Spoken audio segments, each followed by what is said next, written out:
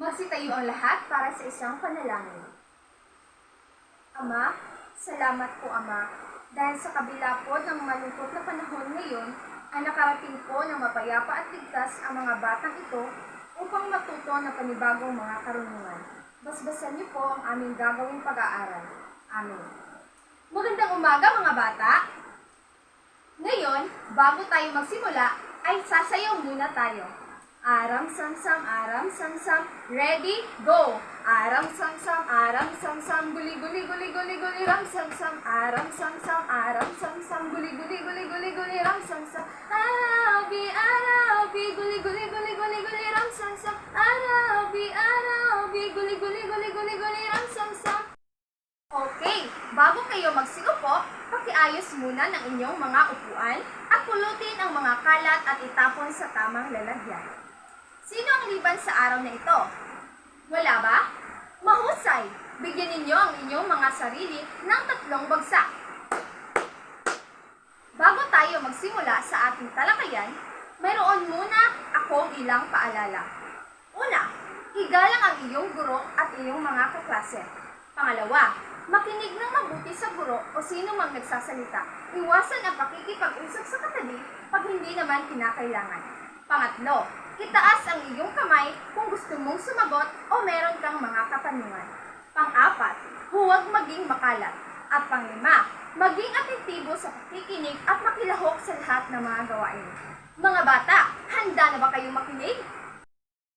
Kahapon ay tinalakay natin ang tungkol sa pagpapaunlad sa ating sarili at sa ating bayan. Mga bata, ano-ano nga ulit ang mga dapat ninyong tandaan upang mapaunlad ang ating sarili at ang ating bayan? Yes, Regine. Tama. Yes, Marie. Tama. Yes, Jobet. Tama. Salamat.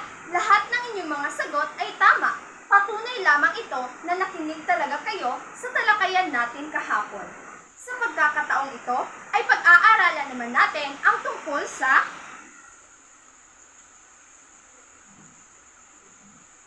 mga katangian ng isang produktibong mamamayan. Sa pagtatapos ng aralin, ang mga mag-aaral ay inaasahang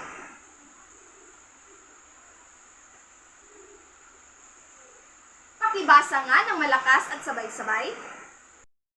Ngayon, mayroon akong inihandang mga larawan. Anong gawain o katangian ang ipinapakita ng bawat larawan? Ito. Yes, Roxy. Batang naghuhugas na pinggan? Tama. Ito naman.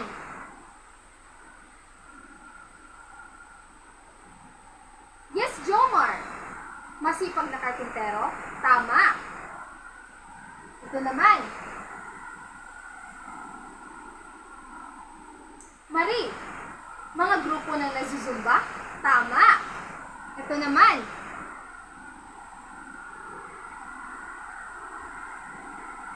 Yes, Kai. Mga namimili sa palengke? Tama. Ito naman.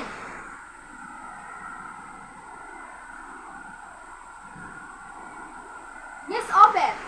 Gawa sa resiklo ang kanyang damit? Tama. Ginagawa niyo rin ba ang mga bagay na gaya na nasa larawan?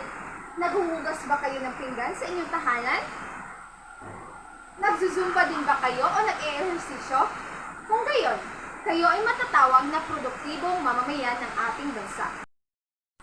Bago tayo magpatuloy, alamin muna natin ang mga salitang may kinalaman sa salitang produktibo. Narito ang isang bright light.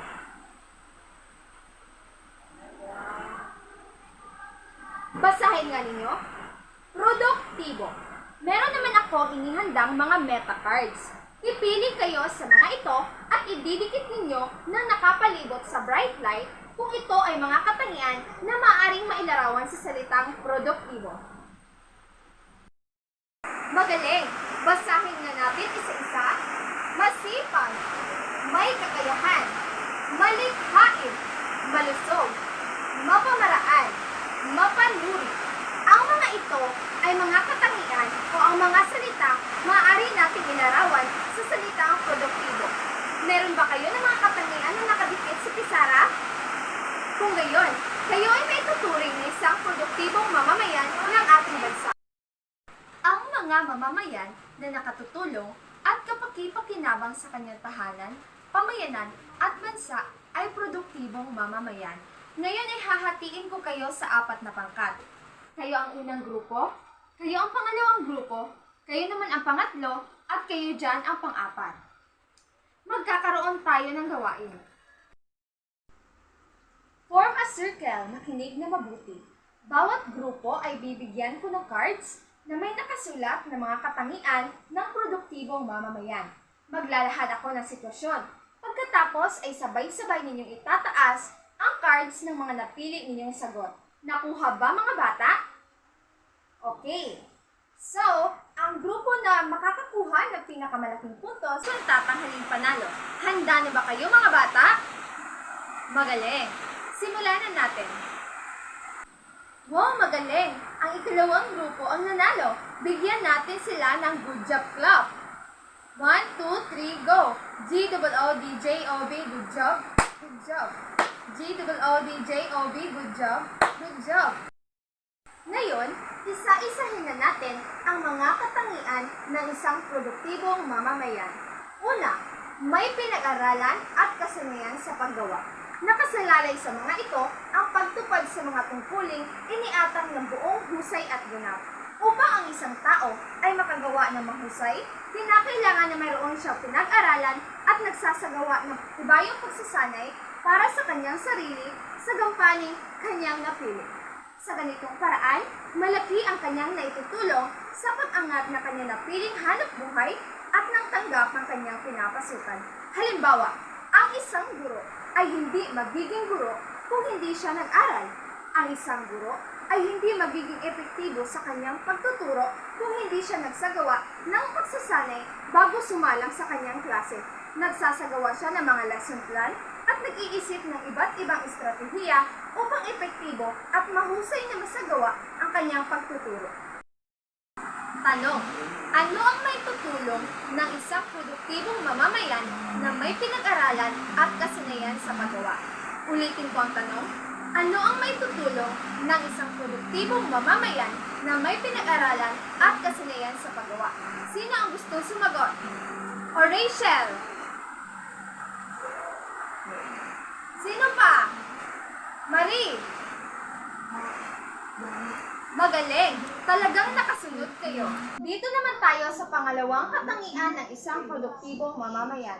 May tamang saloobin sa paggawa. Ang gustong saloobin sa paggawa ay hindi dapat ikahiya, bagkus dapat itong ipagmalaki. Ito ay dapat itanim sa isipan habang bata pa, na ipapamalas ito sa pamamagitan ng tiwala sa sarili. Nagtitiwala sa sariling kakayahan na kaya niyang gawin ang gawain iniatang sa kanya. Pagkamalikhain, pagiging magaling sa partikular na bagay, kaayusan, maayos na ginagampanan ang tungkulin. Katapatan, hindi napipintasan o napupulaan dahil sa paggawa ng labag. Pagpasok ng tamang oras, hindi nagpapahuli sapagkat binibigyan niya ng halaga ang oras. At pakikiisa at pakikipagkapwa-tao, marunong makisama sa ibang tao. Tanong, ano ang katangian ng isang produktibong mamamayan na may wastong saloobin sa paggawa? Ulitin ko ang tanong, anong katangian ng isang produktibong mamamayan na may wastong saloobin sa paggawa? Charmaine? Tama. Marie? Tama. Ang gagaling naman. Pagiging malusog. Upang maging kapaki-pakinabang, mahalagang magkaroon ng magandang pananaw sa buhay at malusog na pangangatawan. Bunga nito, makakagawa ang isang taong malusog ng maayos at may kagalingan. Ano ba ang dapat gawin upang manatiling malusog ang isang tao? Una, kumain ng masustansyang pagkain.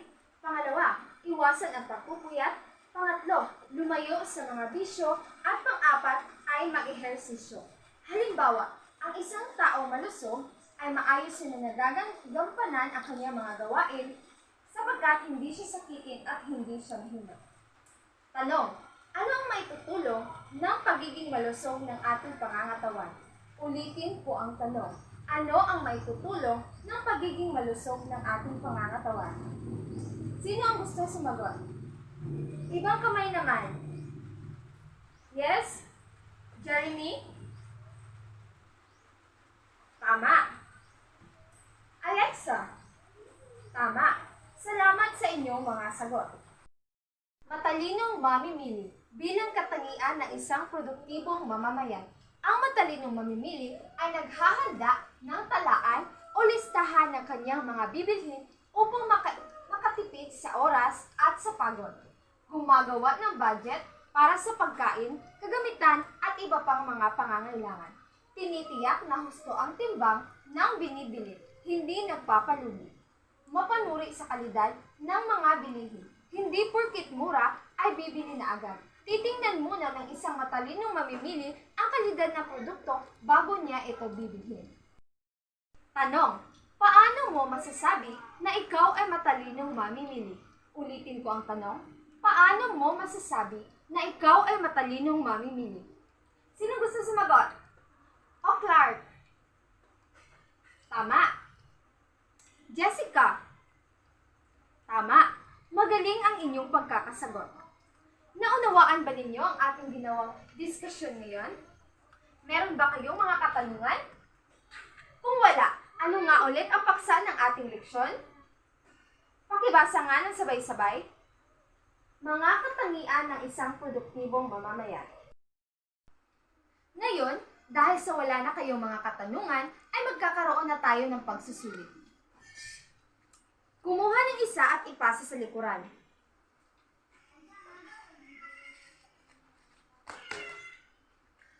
Nakatanggap na ba lahat? Okay, ngayon, basahin ninyo ang panuto at sagutan sa loob lamang ng 5 minuto. Tapos na ba ang lahat? Sino ang hindi pa tapos? Okay, kokolektahin ko na ngayon at ipasa na ninyo sa harapan.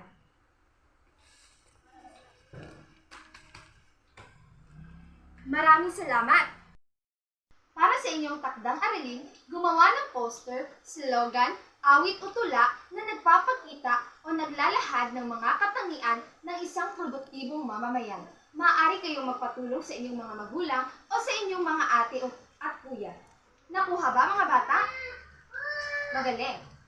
Yun lang at magsitayo ang lahat para sa isang panalangin. Ama po namin Diyos, banal ka po at makapangyarihan higit sa lahat. Salamat po sapagkat maayos namin nairaos ang aming talakayan sa araw na ito. Ingatan niyo po ang bawat isa sa amin pong mga pag-uwi. Nang sa ganun ay muling makabalik dito sa araw ng bukas at may pagpatuloy ang pagtuklas ng mga bagong karunungan. Ang lahat na ito ay magana po namin hinihiling sa pangalan po ni Jesus na dakila po namin tagapagligtas.